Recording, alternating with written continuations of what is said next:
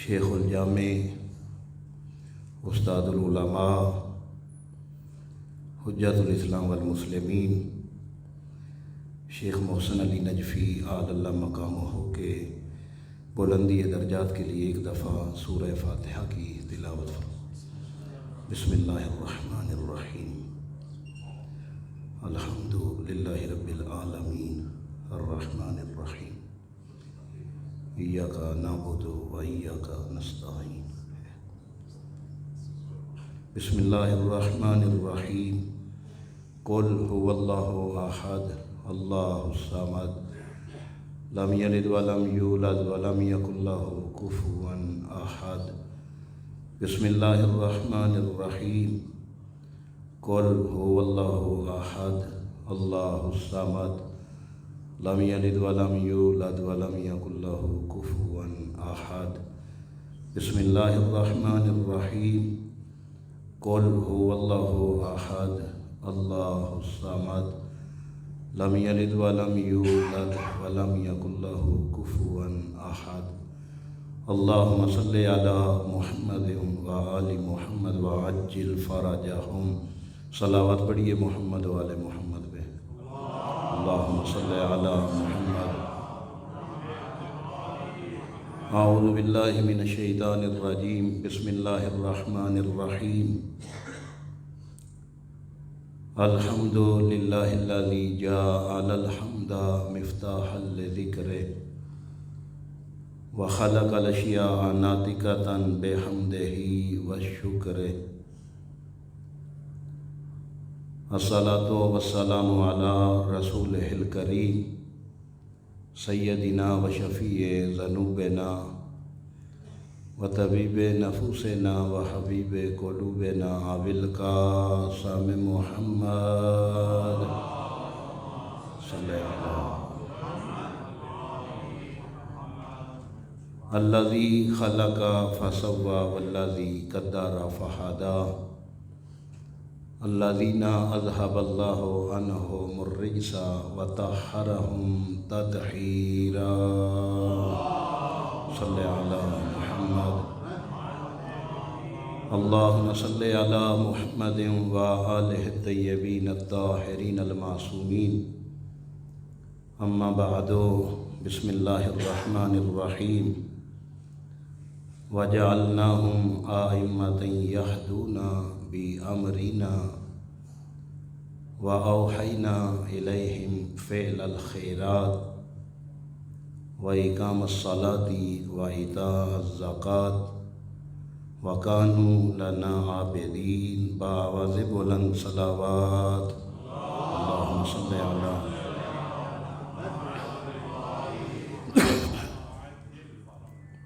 نہایت ہی واجب الاحترام معزز سامعین، رجب المرجب کی مناسبت سے قرآن مجید فرقان حمید کی بہت ہی مشہور و معروف سورہ مبارکہ سورہ انبیاء کی آیت نمبر 73 آپ کے سامنے تلاوت کر کے ثواب حاصل کیا۔ چونکہ خود رجب کے حوالے سے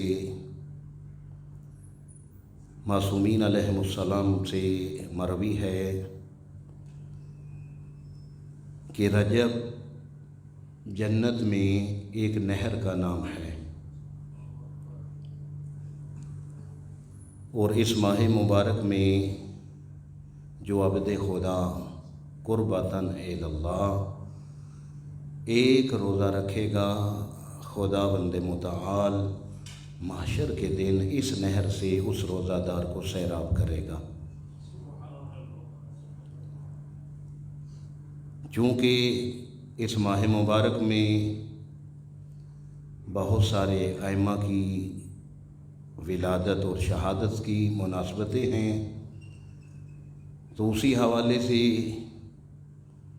اس آیہ مجیدہ کو آپ کے سامنے تلاوت کیا، جس میں خداوند متعال ارشاد فرما رہا ہے وَجَعَلْنَاهُمْ أَئِمَّةً يَهْدُونَ بِأَمْرِنَا۔ ہم نے ان کو پیشوا بنایا، کن کو؟ ائمہ کو، یہدون بے امرینا، جو کہ اللہ کے حکم کے مطابق ہدایت کرتے ہیں، وَأَوْحَيْنَا إِلَيْهِمْ فِعْلَ الْخَيْرَاتِ، اور ہم نے عمل خیر کے لیے ان کی طرف وحی کی، وَإِقَامَ الصَّلَاةِ وَإِيتَاءَ الزَّكَاةِ، اور اسی حکم کے تابع یہ نماز قائم کرتے ہیں اور زکوٰۃ ادا کرتے ہیں، وَكَانُوا لَنَا عَابِدِينَ، اور یہ اللہ کی عبادت گزار بندے ہیں۔ یہ تو اس کا لفظی معنی جو آپ کے سامنے پیش کیا۔ مفسر قرآن حجت الاسلام والمسلمین قبلہ شیخ محسن علیہ رحمہ استاد العلماء، یقیناً ان کے درجات بلند ہیں، ایک بہت بڑا خلا ہے، فقط پاکستان کے لیے نہیں، پوری دنیا میں جو بھی محمد و آل محمد کے محب ہیں ان سب کے لیے۔ لیکن آغا صاحب کی جو تصانیف، جو کتب لکھی گئی، بالآخر قرآن مجید فرقان حمید کی جو تفسیر کی ہے آغا صاحب نے، کوشش کروں گا کہ اس آیہ مجیدہ کو آغا صاحب کی تفسیر سے اقتباس کرتے ہوئے چند گزارشات آپ کے سامنے پیش کی جا سکیں۔ اس کی وجہ کیا ہے کہ جب بھی کوئی عالم یا کوئی عبد خدا کسی ایسی بات کو تحریر کرتا ہے جس سے دین مبین کو فائدہ پہنچتا ہو، کوئی ایسا فعل انجام دیتا ہے جس سے مذہب حقہ کو فائدہ پہنچتا ہو، مثال دیتا ہوں، یہی مسجد خدا کا گھر ہے، جس بندے نے اس کے بنانے میں کردار ادا کیا، جس کی صحیح کوشش تھی، جو اس کے انتظامات چلانے میں ان محافل و مجالس کے انعقاد کے لیے تعاون کر رہے ہیں، یہ دین مبین کی فائدہ کے لیے ہیں، اور جب تک یہ عمل جاری رہے گا اس کی بنیاد رکھنے والوں کو برابر اس کا فائدہ ملتا رہے گا۔ اسی طریقے سے آغا صاحب نے قرآن مجید کی جو تفسیر لکھی ہے اس کا نام جب تجویز کیا گیا تفسیر کوثر، تو اس سے کئی دفعہ مباحثہ بھی ہوا، تو اور بھی نام رکھے جا سکتے تھے آغا بھائی، لیکن یہ تفسیر کوثر کیوں رکھا نام؟ قرآن مجید کی جو تفسیر کی تو یہ مناسبت ہے خاتون جنت سلام اللہ علیہا سے،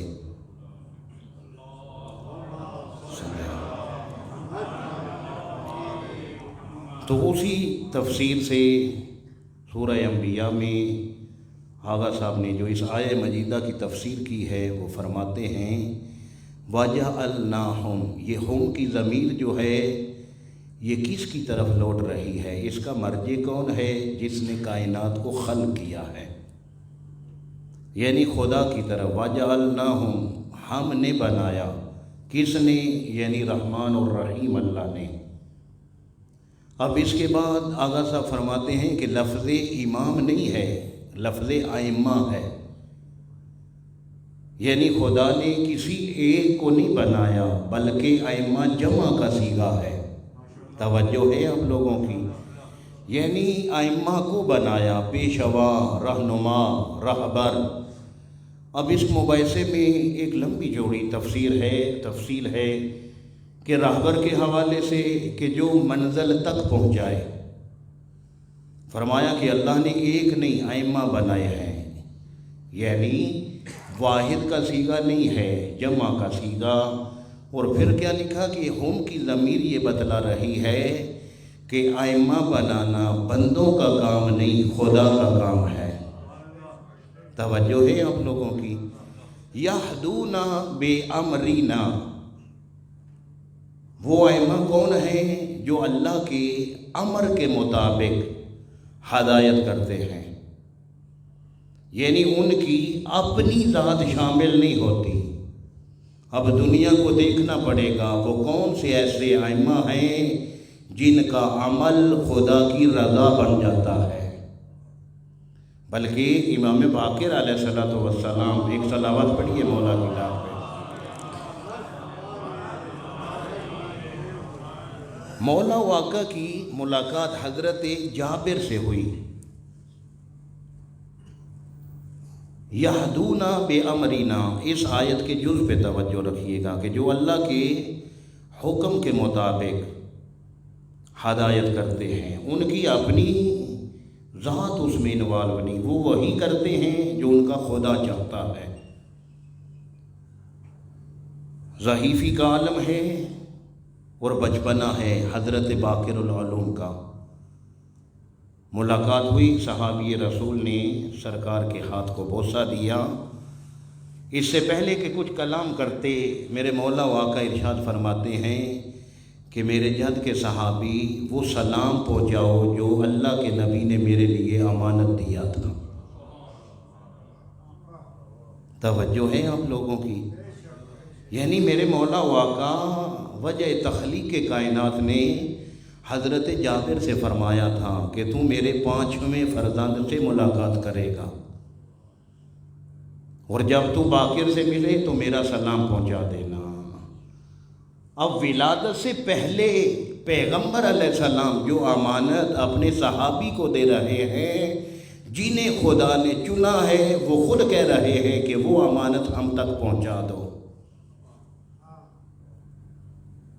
اس کے بعد لمبی جوڑی گفتگو، سرکار نے سوال کیا کہ اے جابر، آپ نے پیغمبر کی صحبت اختیار کی، امیر المومنین کے ساتھ رہے، حسنین کریمین کے پاس، سید الساجدین کے پاس، اب مجھ سے ملاقات ہوئی ہے، یہ بتائیے کہ آپ یقین کی کس منزل پہ فائز ہیں؟ توجہ ہے آپ کی؟ چونکہ کلی طور پہ امامت کے حوالے سے یہ آیت ہے، کئی مناسبتیں ہیں۔ یکم کو مولا باقر العلوم کی ولادت ہے، آج شب شہادت ہے امام نقی علیہ السلام کی، تو کوشش کروں گا کہ آیت اللہ العلماء کی تفسیر سے اقتباس کرتے ہوئے ان سب ہستیوں سے کچھ نہ کچھ موضوع کو مربوط رکھا جا سکے۔ اب حضرت جابر سے جب سوال کیا تو انہوں نے عرض کیا، فرزند رسول، میں صحت سے بیماری کو افضل سمجھتا ہوں۔ اچھا، اس کے علاوہ جوانی سے بڑھاپے کو افضل سمجھتا ہوں، میں زندگی سے موت کو بہتر جانتا ہوں۔ یہ کہنے کے بعد فرزند رسول کی طرف متوجہ ہو کے کہا کہ آپ بتائیے، میں تو جو جانتا تھا وہ آپ کو بتایا ہے۔ اب جو حضرت جابر پیغمبر کے صحابی نے بتایا، ہم میں سے کون ایسا ہے جو صحت نہیں چاہتا؟ بخار ہو گیا، مولانا سے کہا کہ آپ دعا کیجئے خداوند متعال صحت کاملہ عطا فرمائے۔ کون ایسا ہے ہم میں سے جو جوانی سے بڑھاپے کو پسند کرتا ہے؟ لیکن یہ جواب سننے کے بعد بھی فرزند رسول ارشاد فرماتے ہیں کہ اتنے ائمہ کے پاس رہنے کے باوجود آپ یہاں تک پہنچے ہیں۔ حضرت جابر نے کہا کہ مولا آپ بتائیے، تو سرکار نے فرمایا کہ یہ لفظ میں کیا ہے کہ میں جوانی سے بڑھاپے کو افضل سمجھتا ہوں، میں زندگی سے موت کو بہتر جانتا ہوں، میں صحت سے بیماری کو افضل جانتا ہوں۔ پوچھا آپ کیا؟ فرمایا وما تشاءون الا ان یشاء اللہ، ہم کچھ بھی نہیں چاہتے، ہم وہی چاہتے ہیں جو ہمارا خدا چاہتا ہے۔ تو یہدونا بامرنا، جو اللہ کے امر کے تابع ہدایت کرتے ہیں۔ کون؟ ائمہ جو ہدایت کرتے ہیں جنت کی طرف لے کے جانے کے لیے۔ ایک اور آیت کا جو ہے یہدونا الی النار، کہ کچھ ایسے ہیں جو جہنم کی طرف بلا رہے ہیں، کچھ ائمہ ایسے ہیں جنہیں خدا نے چنا ہے، جو اللہ کے حکم کے مطابق اللہ کے حکم کے تابع لوگوں کی ہدایت کرتے ہیں، یہ کون سے ہیں؟ پھر پڑھیے سورہ آل عمران میں چلے جائیے، آیت الکرسی کے وہ الفاظ کہ اللہ کے ولی جو لوگوں کو ظلمات سے نکال کے نور کی طرف لے کے جا رہے ہیں۔ کچھ ایسے ہیں جو نور سے ظلمات کی طرف لے کے جا رہے ہیں۔ وَأَوْحَيْنَا إِلَيْهِمْ فِعْلَ الْخَيْرَاتِ۔ اب یہاں پہ تھوڑی سی مشکل گفتگو ہے، لیکن آغا صاحب نے اس کو بڑا آسان کیا ہے۔ وحی کی فعل الخیرات، خیر کے عمل کی۔ اب ایک بات جو طے ہے کہ جنہیں خدا چنتا ہے وہاں شر نہیں ہوتا، وہاں خیر ہوتی ہے۔ فعل الخیرات کیسے وحی کی؟ اب سنیے گا کیا کہا آغا صاحب نے کہ اگر تو حکم کی وحی کی ہے، فعل الخیرات کے حکم کی، تو اس کو ولایت تشریع کہتے ہیں۔ حکم دینا، حکم کی وحی کرنا، اسے ولایت تشریع، اور خود عمل کا حکم دینا، عمل کی وحی کرنا، اسے کہتے ہیں ولایت تکوینی۔ آغا صاحب نے تفسیر القوثر میں لکھا کہ المیزان تفسیر کے مطابق یہاں مراد ولایت تشریع نہیں، ولایت تکوینی ہے۔ اب سوال پیدا ہوتا ہے ولایت تکوینی کیا ہے؟ فرمایا وہ ولایت تکوینی جو اللہ نے ائمہ کو عطا کی ہے۔ اب پوچھا گیا کہ ولایت تکوینی سے مراد کیا ہے؟ کہ ان کا ہر عمل حکم الہی کے تابع ہے اور اللہ نے ان کو وحی کی۔ اب حکم کی وحی ولایت تشریع ہے، اور خود فعل خیرات، اچھے عمل کا کہنا، یہ ولایت تکوینی ہے۔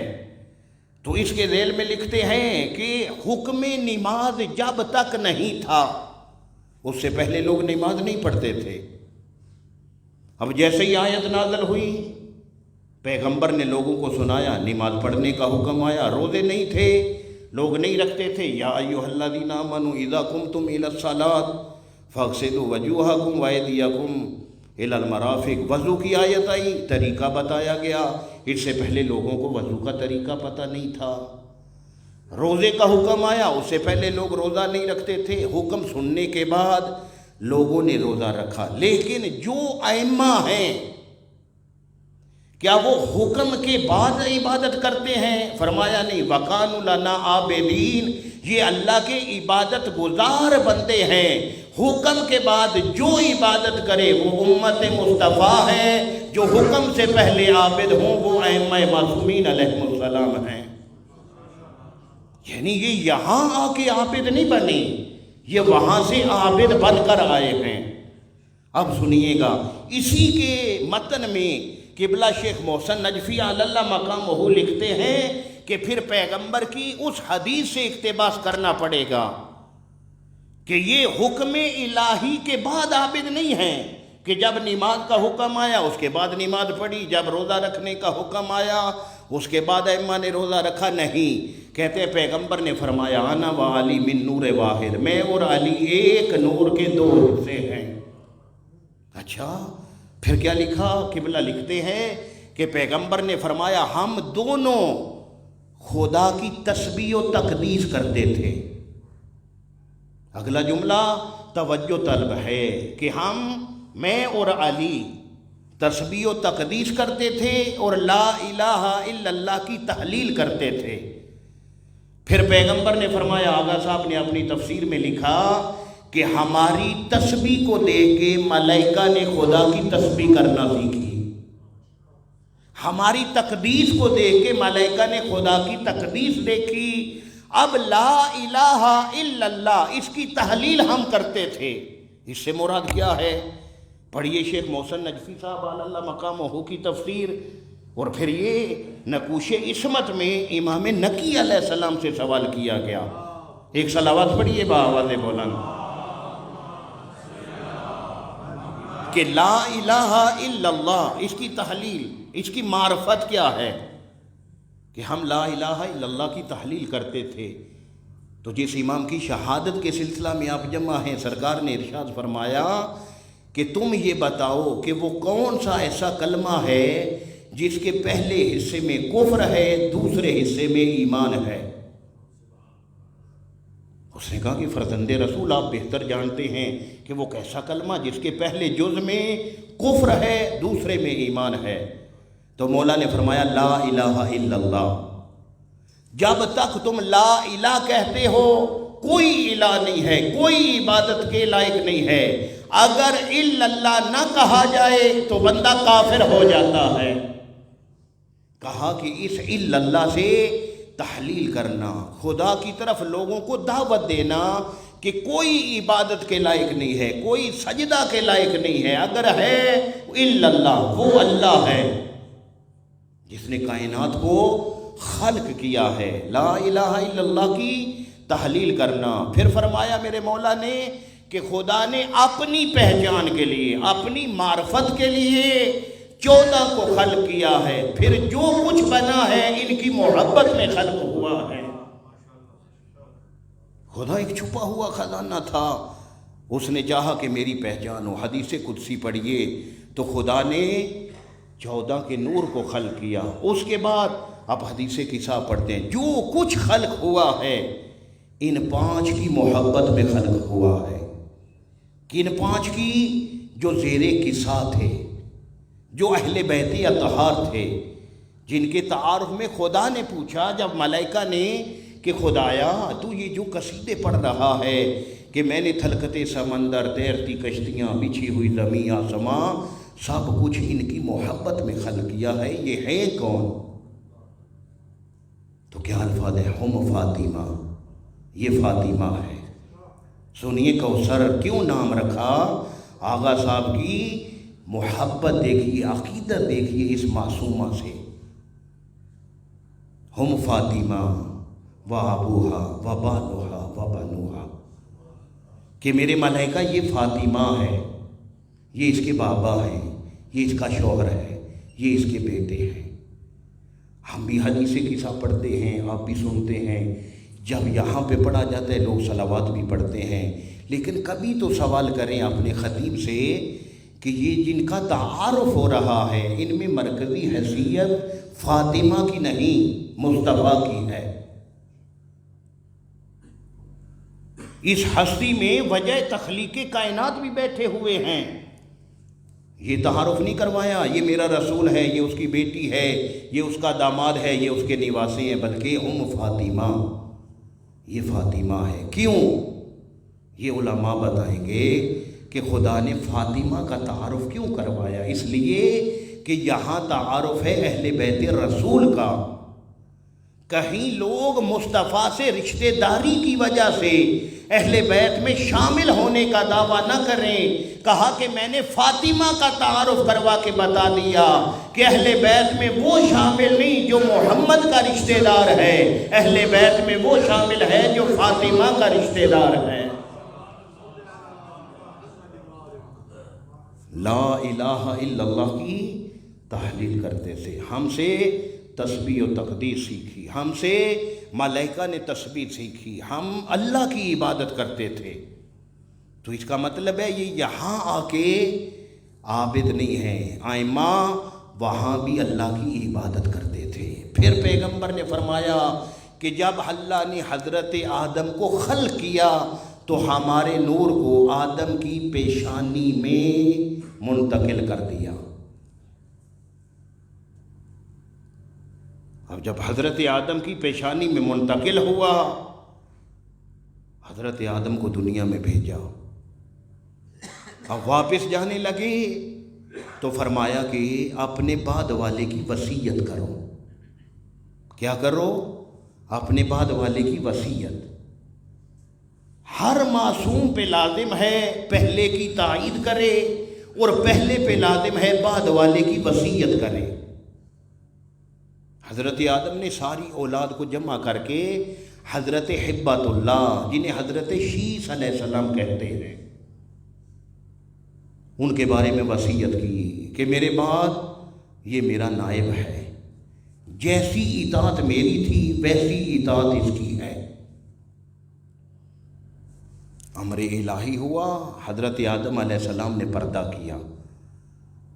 ساری اولاد، میں پھر حوالہ دے رہا ہوں، تفسیر نور الثقلین، علامہ عبد علی الحویزی ایران کے عالم ہیں، ان کی لکھی ہوئی. دوسرا تفسیر کوثر آغا صاحب کی لکھی ہوئی. دونوں نے لکھا کہ ساری اولاد آدم کے غسل میں شامل نہیں تھی. غسل میں کون نظر آیا؟ جو نائب تھا. کفن میں کون نظر آیا؟ جو نائب تھا. اب غسل و کفن دینے کے بعد جنازہ آگے رکھا ہوا ہے. حضرت ہبت اللہ جنازہ پڑھانے کے لیے کھڑے ہوئے، یا اللہ کے حکم سے حضرت جبریل ملائکہ کی ایک صف لے کے حضرت آدم کے جنازہ کے لیے آئے. جیسے ہی حضرت ہبت اللہ نے دیکھا، فوراً کہا کہ جبریل آئیے، آپ ابو البشر کا جنازہ پڑھائیے. بھئی کبھی تو ذہن میں سوال پیدا ہوگا کہ سارے جنازہ پڑھنے والوں نے جبریل کو دیکھا ہے یا فقط ہبت اللہ نے؟ بھائی اگر منیب دیکھتا تھا تو پھر نائب بھی وہ ہوتا ہے، جیسے منیب دیکھے ویسے نائب دیکھے. ساری اولاد نے نہیں، جیسے منیب حضرت آدم دیکھتے تھے ویسے ہی نائب حضرت شیث نے دیکھا اور کہا کہ آپ جنازہ پڑھائیے، ہم آپ کی معیت میں نماز جنازہ پڑھتے ہیں. حضرت جبریل نے کہا کہ جب سے اللہ نے ہمیں ابو البشر کے سامنے سجدے کا حکم دیا ہے، ہم اولاد آدم کو امامت نہیں کروا سکتے. توجہ ہے آپ کی؟ کہا کہ آپ جنازہ پڑھائیں گے، ہم آپ کی معیت میں جنازہ پڑھیں گے. تو پھر طے ہو گیا کہ اولاد آدم کو جب ملائکہ نماز یا جماعت نہیں کروا سکتے تو جو اعلیٰ علیین تھے جنہیں سجدے کا حکم نہیں تھا، ان کو کوئی اور کیسے نماز پڑھا سکتا ہے؟ ممکن نہیں ہے. جنہیں خدا نے چنا ہے حکم الہی کے ساتھ وہ ہدایت کا اہتمام کرتے ہیں، اور جتنی بھی مشکلات ہیں ان کا وجہ تخلیق ہادی ہے، ہدایت کرنا. اور جس امام کی شہادت کے لیے جمع ہے ان کا لقب ہی ہادی ہے. بھائی ائمہ سارے ہادی ہیں لیکن لقب اس امام کا ہادی ہے. اب کیسے اس کو سمجھا سکیں گے؟ صادق سارے ہیں لیکن صادق آل محمد فقط چھٹے کا لقب ہے. ہادی سارے ہیں لیکن لقب فقط نقی کو ملا ہے. جس میں علی جیسا ہادی موجود ہے، جس میں حسن جیسا ہادی موجود ہے، جس میں حسین جیسا ہادی موجود ہے، ان میں ہادی لقب فقط 10ویں امام کا. کتنے مشکل مراحل میں امام نقی علیہ السلام نے اس ہدایت کی ذمہ داری کو نبھایا. آپ دیکھیے کہ یہ جو سلسلہ وکلا کا ہے، یہ سلسلہ بھی امام نقی علیہ السلام کے زمانے سے چلا ہے. اگر آپ امام نقی کی حیات طیبہ کو پڑھیں تو یہ جو ابہام ہیں، نوجوان نسل کو گمراہ کیا جا رہا ہے، یہ ابہام ختم ہو سکتے ہیں. یہ وکلا کا سلسلہ امام نقی علیہ السلام نے، ان سے پہلے نہیں تھا. اور خدا نے کتنی زندگی عطا کی، ان سے پہلے 25 سال، بعد میں امام عسکری 27-28 سال، ان کے برابر. اتنا 12ویں امام کے تعارف کے حوالے سے 11ویں امام نے کام نہیں کیا جتنا 10ویں نے اپنے پوتے کے لیے کیا ہے. یہ وکلا کا سسٹم، وکیل بنانا، مختلف علاقوں میں وکلا بنائے گئے. کیوں؟ عسکر میں امام کو قید رکھا ہوا تھا، لوگوں کی رسائی نہیں تھی امام علیہ السلام تک، ہر کوئی امام علیہ السلام تک نہیں پہنچ سکتا تھا. تو امام نے مختلف علاقوں میں اپنے وکیل بنائے. اب سمجھیے وکیل کی عظمت کیا ہے. وکیل اسے کہتے ہیں جو لوگوں کو امام سے مربوط رکھے. آیت اللہ محسن نجفی وکیل تھے آیت اللہ سستانی کے. توجہ ہے آپ کی؟ وکیل کی عظمت یہ ہے کہ وہ لوگوں کو امام سے مربوط رکھتا ہے، اور یہ سلسلہ امام نقی علیہ السلام سے، اور ہر وکیل کے یہ بتایا گیا کہ آپ غیبت صغرا اور غیبت کبرا پہ تبلیغ کریں گے۔ امام نقی علیہ السلام کے زمانے سے امام علیہ السلام کے ولادت اور غیبت صغرا اور کبرا پہ ورق کیا گیا ہے۔ مختلف علاقوں میں علماء تجویز کیے کہ جو جہاں پہ یہ دینی احکامات انجام دیتے تھے وہاں بارہویں امام کے غیبت صغرا اور کبرا کے حالات سے لوگوں کو آگاہ کرتے تھے کہ ایک وقت ایسا آئے گا۔ اور بڑی مشکل سے جب لوگ امام علیہ السلام تک جس کی رسائی ہوتی تھی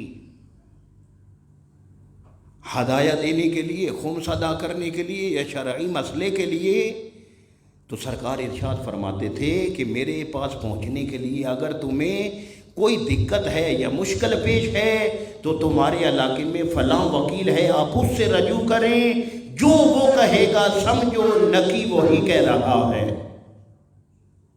اس کا مطلب کیا کہ جو وکیل ہوتا ہے، شرعی وکیل، وہ امام کے حکم کے تابع ہوتا ہے، وہ اپنی مرضی سے فتویٰ صادر نہیں کرتا، وہ وہی کہتا ہے جو امام کہتے ہیں۔ اب لوگ ان وکلاء کے ذریعے امام زمان علیہ السلام کی غیبت صغرا کے لیے اتنے آمادہ تھے کہ جب امام علیہ السلام غیبت صغرا میں گئے ہیں تو 4 نائب، جنہیں نوائب اربع کے نام سے یاد کیا جاتا ہے، اکثریت لوگوں کی آج بھی آپ دیکھیں کہ جو عریضہ لکھا جاتا ہے وہ امام کے نام نہیں، حسین بن روح کے نام لکھا جاتا ہے۔ 15 شعبان کو عریضہ بنام حسین ابن روح، پھر گزارش کی جاتی ہے ان کے وسیلے سے امام تک، یعنی اتنا آشنا کیا گیا امام نقی علیہ السلام کے زمانے میں 12ویں حجت کے بارے میں۔ اور ایک تنگ جگہ پہ امام علیہ السلام کو رکھا گیا، اور 4 عباسی بادشاہ جنہوں نے ظلم و ستم بھی کیے لیکن اپنی تکبرانہ زندگی سے امام کو مرغوب نہیں کر سکے۔ اسی عسکری لقب ہے عسکریین، امام عسکری کو بھی، 11ویں امام کو بھی اور 10ویں امام کو بھی۔ عسکر چھاونی کو کہتے ہیں، سامرا ان کی چھاونی تھی، وہاں پہ قید ہیں 10ویں امام۔ اور ایک دفعہ یہ متوکل باہر لے کے نکلا اور اپنی سپاہ کی پریڈ دکھانے کے لیے، ایک دستہ آتا ہے سلامی کرتا ہے، وہ آگے چلا گیا، پھر دوسرا، امام علیہ السلام دیکھ رہے ہیں۔ کافی دیر کے بعد یہ کہتا ہے کہ فرزند رسول دیکھا ہے میری کتنی بڑی سپاہ ہے؟ امام علیہ السلام نے تبسم فرمایا، اس نے کہا کہ کیا آپ میری سپاہ سے متاثر نہیں ہوئے؟ سرکار نے فرمایا کہ اب آسماں کی طرف دیکھ۔ کہتے جیسے ہی اس نے دیکھا تو صف ملائکہ کی ہاتھوں میں کمان ہے، مولا نے فرمایا یہ میرے حکم کے انتظار ہے، حکم دوں تو تیری فوج کو فنار کر دیں۔ تیری کیا سپاہ ہے؟ ہم اللہ کے امر کے تابع، ہمارا ہر عمل اللہ کے حکم کے تابع ہوتا ہے۔ تیری قید نہیں، یہ امر الہی ہے، ورنہ تیری کیا جرت ہے کہ تو قید کرے، یا تیری سپاہ کیا؟ ہم جو بھی ائمہ ہیں وہ اللہ کے حکم کے تابع ہوتے ہیں، یہدون بامرنا، وہ ہدایت کرتے ہیں اللہ کے حکم کے مطابق۔ جہاں حکم ہوتا ہے تلوار اٹھانے کا وہاں تلوار اٹھائی جاتی ہے، جہاں حکم ہوتا ہے گوشہ نشینی کا وہاں گوشہ نشینی اختیار کی جاتی ہے۔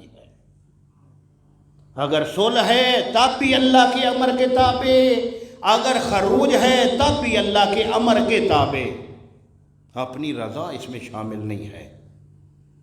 کہتے ہیں کہ اس نے اس واقعے کے بعد تدبیر کی کہ کوئی ایسا طریقہ ہو کہ قتل بھی ہو جائے اور مجھ پہ الزام بھی نہ لگے۔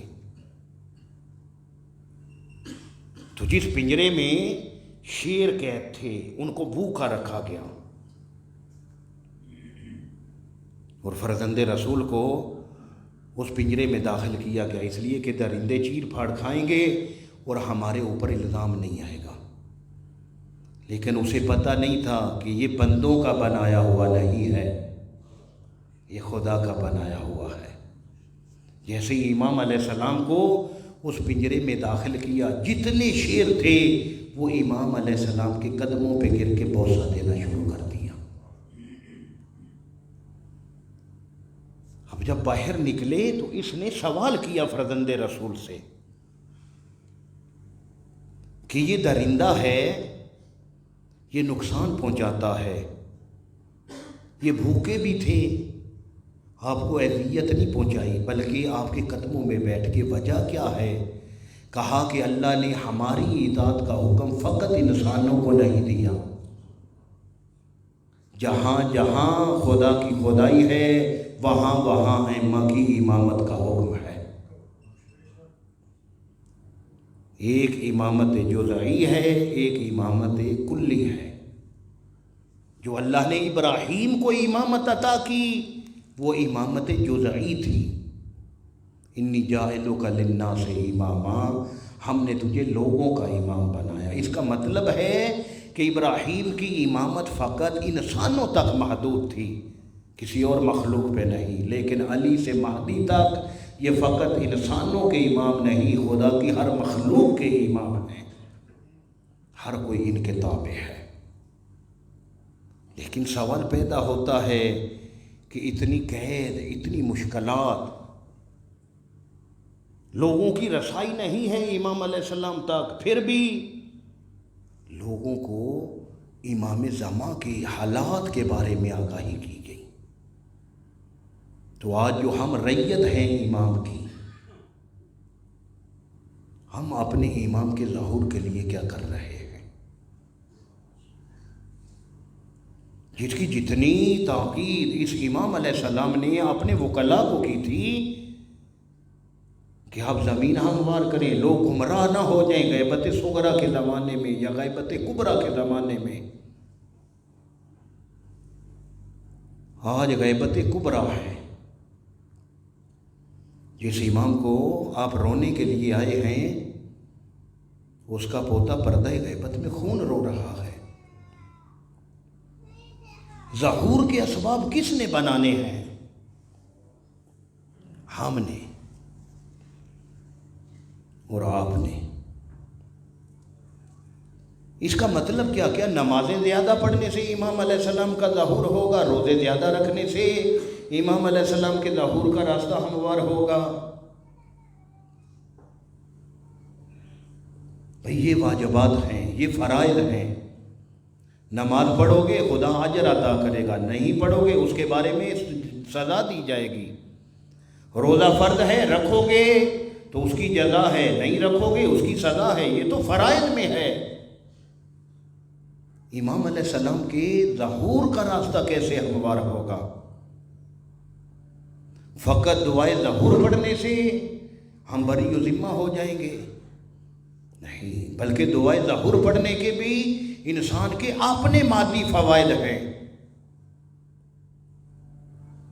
کہ جو بندہ اپنی یومیہ نماز کے بعد دعائے ظہور پڑھتا ہے، معصوم فرماتے ہیں وہ زندگی میں کبھی مفلس نہیں ہوتا، محتاج نہیں ہوتا، اس کو کسی کی حاجت نہیں رہتی۔ جو نماز یومیہ کے بعد امام علیہ السلام کے ظہور کی دعا جو آپ پڑھتے اللہم کن لولیک، اس میں بھی انسان کے اپنے مادی فوائد ہیں، اور ہم پڑھنے کے بعد کیا بری و ذمہ ہیں، جس کے لیے امام کی زندگی پوری گزری، وکلاء کو تنبیہ کرتے ہوئے، وکلاء کی زندگیاں گزری امام کی غیبت کے حوالے سے ورک کرتے ہوئے، لوگوں کو تبلیغ کرتے ہوئے۔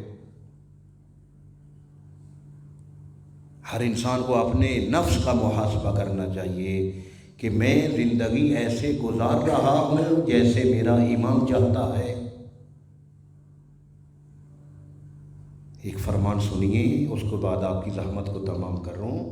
اکثر ذہن میں جب یہ فرمان سامنے آتا ہے تو پریشانی بنتی. مولا فرماتے ہیں ہمارے لیے معاشر کے دن باعث رحمت بنو، باعث زحمت نہیں.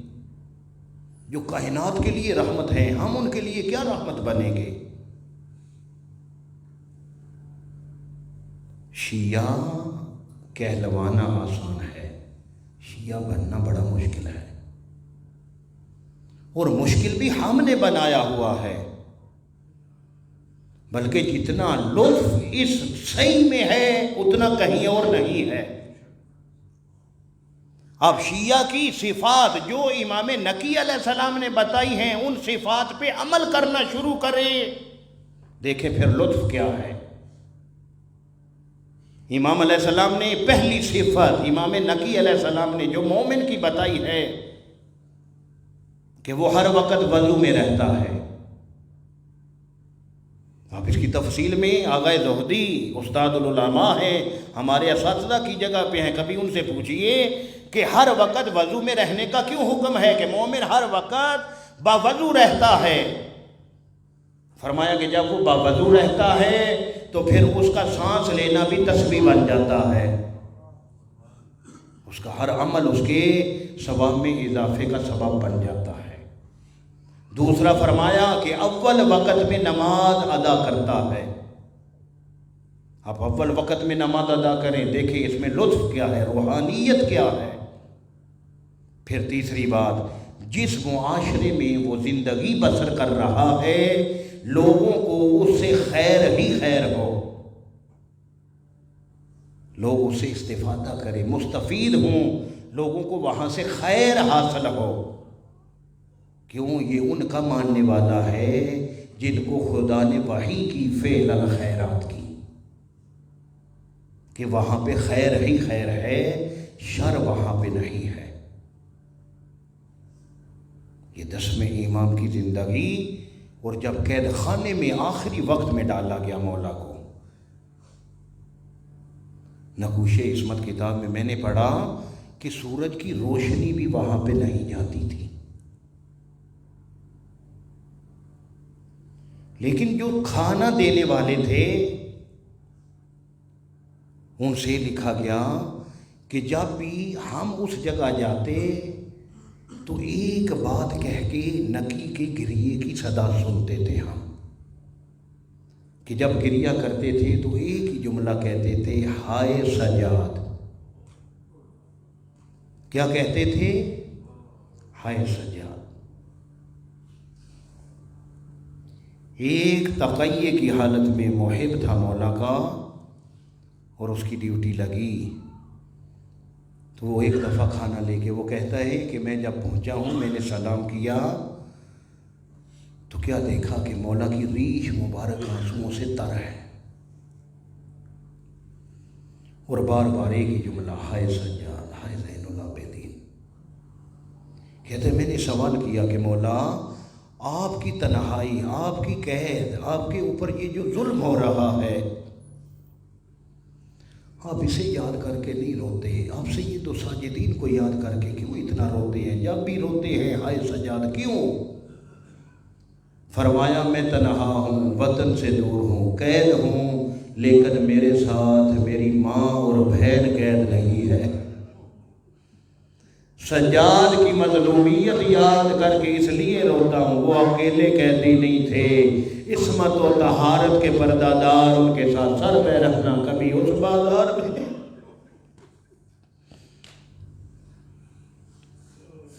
اور میرے بزرگوں نوجوان بھائیوں، میں نے یہ پڑھا ہے کہ میرے مولا و آقا کو بھی ایک دفعہ زہر نہیں دی گئی، مثل حسن مجتبیٰ کئی مرتبہ. اور جب آخری مرتبہ مولا کو زہر ملی ہے، سرکار نے اس دنیا سے پردہ کیا ہے. بے شک وطن سے دور تھے، بے شک تنہا تھے، لیکن جو ظاہر ہیں مولا وہ جو نہیں گئے سب کو لے جائے. دیکھے آج بھی سامرا میں دونوں باپ بیٹا اکٹھے سوئے ہوئے ہیں. اب سمجھ میں آتا ہے جب ظاہر جاتا ہے نا سامرا میں تو پھر بے ساختہ قبریں دیکھ کے دھاڑ نکل جاتی ہے. مولا کیوں 10ویں مولا سید الساجدین کی غربت کو یاد کر کے روتے تھے کہ بے شک مجھے قید تنہائی میں رکھ کے زہر دے کے شہید کیا گیا، لیکن میرے بیٹے نے غسل بھی دیا، میرے بیٹے نے کفن بھی پہنایا۔ سجاد مولا تیری اپنی غربت ہے، تیرے دروازے پہ 72 جنازے تھے، نہ تو کفن پہنا سکا نہ تو غسل۔ اور کہتے ہیں 10ویں امام کو غسل بھی امام نے دیا، کفن بھی پہنایا، اور بڑی شان و شوکت سے جب جنازہ اٹھانا امام نقی کا، میں کیسے روایت پڑھوں، کہتے ہیں کہ فقط محب نہیں نکلے، غیر بھی امام کے جنازے کے ساتھ تھے۔ بے شک تنہائی تھی، بے شک قید خانہ تھا، زہر سے شہید کیا گیا، بیٹے نے غسل بھی دیا، بیٹے نے کفن بھی پہنایا، مومنین نے جنازہ اٹھایا۔ روایت میں پڑھا ہے کہ جب مولا کے گھر کے سامنے سے گزرانا، ایک پردہ دار کی آواز آئی، عسکری بیٹا ذرا بابا کے جنازے کو گھر کے اندر لے آؤ۔ پوچھو یہ کون پردہ دار تھے؟ میرے مولا کی بہن جناب حکیمہ۔ کہتے ہیں امام عسکری نے بابا کا جنازہ اپنے گھر پہ رکھا، کافی دیر گزر گئی نا، محبین نے کہا کہ مولا بابا کا جنازہ اٹھائیے تاکہ آپ جنازہ پڑھائیں، تدفین ہو سکے۔ عسکری رو کے کہتے ہیں کیسے اٹھاؤں، بھائی کے جنازے پہ بہن رو رہی ہے۔ میں کہتا ہوں جناب حکیمہ آپ خوش قسمت ہیں، آپ کے بھائی کو زہر ملا، آپ کو جنازے پہ رونے سے منع نہیں کیا گیا۔ ہائے سیدہ زینب تیری اپنی قسمت، کربلا میں تیرے 9 بھائی مارے گئے، اور شمر سے پوچھ رہی تھی اجازت ہے میں حسین کو رو لوں۔ وآخر دعوانا ان الحمدللہ رب العالمین وسیعلم الذین ظلموا ای منقلب ینقلبون۔ رحمان الرحیم اللہ بحق محمد و آل محمد۔ جو بھی ذکر اذکار ہوا ہدیتاً امام نقی علیہ السلام کی بارگاہ میں پیش کرتے ہیں، اپنی بارگاہ میں قبول فرما۔ رحمان الرحیم اللہ اس مجلس اعلیٰ کا ثواب، نظر و نیاز کا ثواب، بانی مجلس کے والدین مرحومین، ان کے خاندان کے مرحومین، اور حجت الاسلام والمسلمین مفسر قرآن شیخ محسن علی نجفی صاحب کی روح کو احسان فرما۔ خدایا اس مجلس اعلیٰ کا ثواب حاضرین کے مرحومین کی ارواح کو احسان فرما۔ بالخصوص میرے اللہ بانیان مجلس کے مرحومین کی قبروں کو چہاردہ معصومین کے انوار مقدسہ سے روشن اور منور فرما۔ رحمان الرحیم اللہ بانیان مجلس کے رزق عزت اور بخت میں اضافہ فرما، ان کے گھر کو قیامت تک آباد و شاد فرما، ان کے والدین مرحومین کو سید الشہداء کے جوار رحمت میں جگہ عنایت فرما۔ رحمان الرحیم اللہ شہداء ملت جعفریہ، فلسطین کے شہداء، یمن کے شہداء، مقدسات کے جتنے بھی مقدس مقامات ہیں ان کی حفاظت کرنے والے شہداء سب کی درجات بلند فرما۔ رحمان الرحیم اللہ علماء حقہ مراجع اعظام کا سایہ ہمارے سروں پہ قائم و دائم فرما۔ رحمان الرحیم اللہ ان مجلسوں کے وارث امام المنتقم سرکار قائم آل محمد کے ظہور میں تعجیل فرما۔ خدایا مولا واقع کے طفیل جتنے مومنین بیمار ہیں انہیں صحت کلی عطا فرما۔ جتنے حاضرین اپنی دعائیں حاجات لے کے امام کی بارگاہ میں آئے ہیں، خدایا ان کی دعاؤں حاجات مناجات کو اپنی بارگاہ میں قبول فرما۔ رحمان الرحیم اللہ ہم سب کا شمار مولا کے آوان و انصار میں فرما۔ ہمیں مرنے سے پہلے اپنے امام کی زیارت نصیب فرما۔ رحمان الرحیم اللہ مولا واقع کے اعلان ظہور میں تعجیل فرما۔ سب بھائیوں سے التماس ہے بانیان مجلس کے مرحومین اور قبلہ شیخ صاحب اور حاضرین کے مرحومین کے لیے ایک دفعہ سورہ فاتحہ کی تلاوت فرما لیجیے۔ بسم اللہ الرحمن الرحیم الحمدللہ رب العالمین الرحمن الرحیم مالک یوم الدین اہدنا الصراط المستقیم صراط الذین بسم اللہ الرحمن الرحیم قل هو اللہ احد اللہ الصمد لم یلد ولم یولد ولم یکن له کفوا احد بسم اللہ الرحمن الرحیم قل هو اللہ احد اللہ الصمد لم يلد ولم يولد ولم يكن له كفوا أحد بسم الله الرحمن الرحيم قل هو الله أحد الله الصمد لم يلد ولم يولد ولم يكن له كفوا أحد بسم الله الرحمن الرحيم إنما يريد الله ليذهب عنكم الرجس أهل البيت ويطهركم